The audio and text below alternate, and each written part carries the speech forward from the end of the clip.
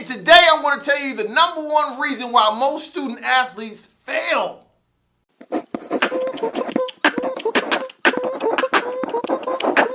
Hoop loudy. So here recently I had the opportunity to speak with a student athlete about what he wanted to do after he graduated. He told me he wanted to be a physical therapist.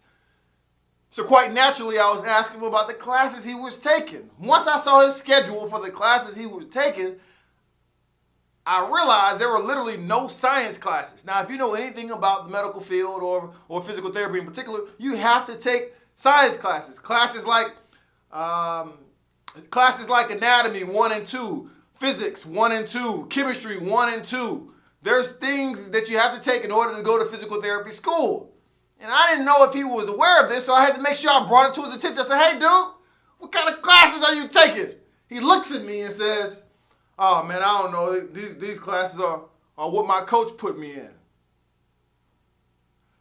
Yo, coach! Are you serious? The same coaches literally take your Pell Grant and use it for what he wants to use it for instead of it being money in your pocket? That coach that used it towards your scholarship against your will, that coach, the same coach that wouldn't know your name if you didn't play for him, that coach, the same coach that will not know your name after you get done playing and your eligibility is exhausted, that coach, the same coach that you wouldn't know their name? Are you serious? No, we're talking about the same coach that literally can recruit you to a school, and by the time you get your doggone bags unpacked, get into your residence hall, he's already on to the next school. That coach. That's the coach you decided to allow. That's the coach that you decided to structure your doggone schedule, and you don't even know why you're taking these classes? Got me in here spitting. You serious? That's the coach? It needs to make sense to you. Not anybody. Look. Coaches can give you suggestions. Coach, what do you think I need to major in? Huh? Underwater basket weaving? Something that can keep me eligible but not feed my family afterwards? Okay, I appreciate your sentiments, but I'm not going to do that. No. What about you, Michelle? What do you think? Do you think we're going to provide a good space for myself, you, and Malia? Off this bull crap? No! We're not going to do that. We're not going to do that. We're going to make sure that we're intentional about the classes that we take, and we have to have ownership. The number one reason why student athletes fail is because they want to pawn it off on other people as far as their college experience, their student athlete experience. And I get it. There are so many people that want to help you. But it's not their job. They give you suggestions. At the end of the day, it's not their job to make sure that you go to class. It's not their job to make sure you're putting the right things in your body so you can perform. It's not their job to make sure that you're getting adequate enough rest, taking care of your body. That's not their job to fill out your daggone schedule. I don't care if they have a student athlete advisor, academic advisor.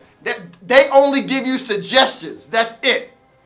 Because at the end of the day, 4 years pass, once your eligibility is elapsed, once your eligibility has exhausted, and you come back to that university, those people will not know your name. And it's no disrespect. Listen, some of you know this, some of you don't. If this is your first video watching, I don't want this to get out of context where you think that I'm trying to bash coaches. I love coaches. I'm a person that if it wasn't for a coach, I wouldn't be in this position. I failed the 6th grade. I failed the 6th grade and 8th grade. Got ourselves promoted from the 8th to 9th grade. Was in special education classes. There's no reason that I would have got a master's degree if it wasn't for the game of basketball.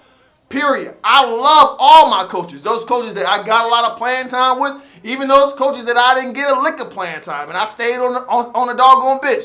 Those coaches that I didn't touch the doggone floor unless it was halftime or warm-ups or we're exiting the floor or getting on the floor to start the game. But even all that, I will still say I love all my coaches. So please, don't look at this video like I'm trying to bash coaches. What I am saying is there is some accountability that you have to assume. There's nobody's job but yours. Whose job is it? Who's going to need a job or a career after this? Your coach is taken care of. Your coach can leave tomorrow. And you out here taking these doggone cupcake classes, and you feel comfortable in your soul to say, oh, these are classes that my coach has got me in.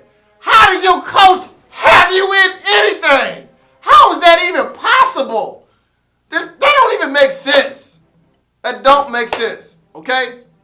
Your coach did not decide where they want to put their kids in school based on student athletes. Think about how crazy that would be. I decided to go to this school. I decided to put my kids in this daycare because my student athletes wanted me to. I decided to pay this bill, buy this car, buy this house because my student athlete, because my student athlete wants me to. No coach does that because it's silly, okay? Why am I going to make a big decision like that because my student athlete wants me to do so?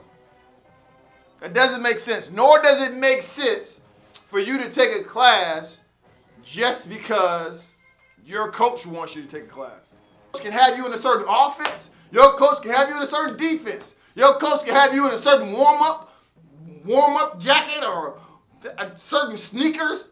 That's what your coach, he or she, has the ability to do. Your coach does not have the ability to decide what classes you're going to take. They give suggestions. And if anybody makes you feel like you have to take a certain class, you really have to reanalyze if you're playing for the right person. I'm going to go ahead and raise my hand and say you're not. Okay? You're not.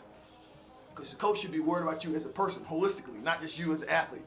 Hence, student athlete, dig?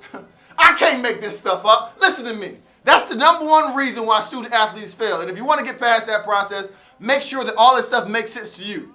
They give you suggestions, but make sure you can articulate why you're taking whatever classes. Make sure you can articulate where this doggone money is coming from. Are you paying for your scholarship through your Pell money?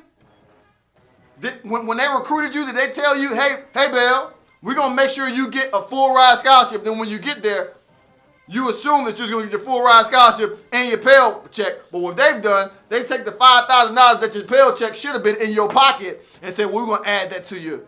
We're going to add that to your scholarship because Johnny, we want to give Johnny a scholarship. Listen, I love Johnny. Johnny's a cool kid. But Johnny ain't got nothing to do with my Pell money. Do what you promise, okay? Do what you promise. I need my Pell money on time, and I need the scholarship that you told me on time.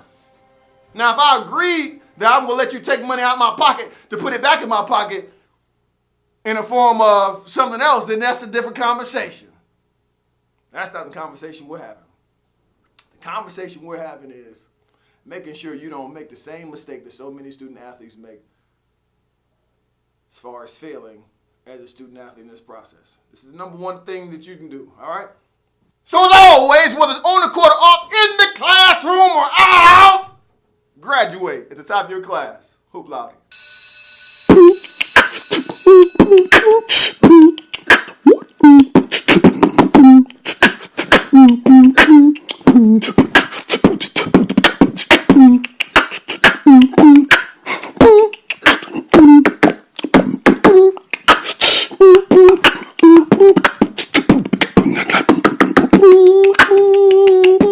Hoop loud E.